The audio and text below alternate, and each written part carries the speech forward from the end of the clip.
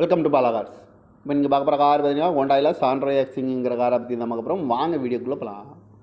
Car பார்த்தீங்கன்னா ஹோண்டாயில் Santro எக்ஸிங் அப்படியோட model பார்த்தீங்கன்னா 2010 model. Register பார்த்தீங்கன்னா 2011 தான் ரெஜிஸ்டர் பண்ணியிருக்கு. இதோட வேரியன்ட் பார்த்தீங்கன்னா ஜிஎல்எஸ் அப்படிங்கிற வேரியன்ட் தான்.